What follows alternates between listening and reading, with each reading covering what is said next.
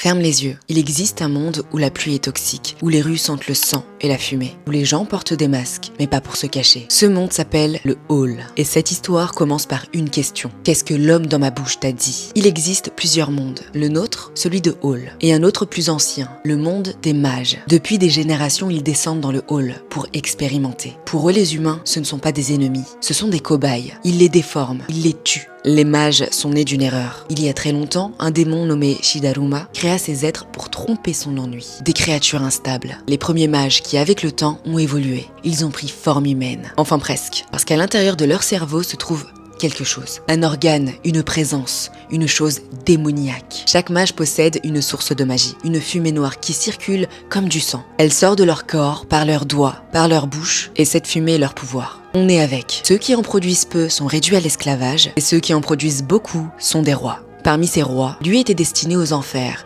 mais son pouvoir le fit asseoir au sommet d'un empire. N. Son premier souvenir est une pièce envahie de champignons. Ses parents avaient été transformés par lui. Capturés et enfermés dans une usine, là-bas, des mages étaient vidés de leur fumée. Un jour, N est mort, ou du moins, c'est ce qu'ils ont cru. Son corps a été jeté avec les autres, et il est tombé en enfer. Parmi les démons, il a survécu, se nourrissant de ses propres champignons, jusqu'à recouvrir tout l'environnement. Les démons ont été impressionnés. Alors, ils l'ont renvoyé. La première chose qu'il a faite, c'est revenir dans l'usine et transformer en champignons chaque bourreau, et libérer les esclaves qui lui ont juré fidélité. Ainsi naît la famille N. De l'autre côté, il y a Hall. La pluie qui tombe ici est chargée de résidus magiques. Et pour les mages, elle est mortelle. Et dans cette ville vit un homme, ou quelque chose qui en a la forme. Il s'appelle Caïman. Ce n'est pas son vrai nom, mais celui qu'on lui a donné après qu'il ait tout oublié. Son visage a été volé, remplacé par celui d'un reptile. Il ne se souvient pas de celui qui lui a fait ça. Alors il chasse et chaque mage qu'il trouve subit le même rituel. Caïman ouvre grand sa mâchoire et le force à regarder à l'intérieur. Parce qu'au fond de sa gorge, il y a quelqu'un. Et quand le mage ressort, Caïman pose toujours la même question. Qu'est-ce que l'homme dans ma bouche t'a dit? Et la réponse est toujours la même. Tu n'es pas celui que je recherche. Caïman est immunisé contre la magie. On peut lui trancher la tête,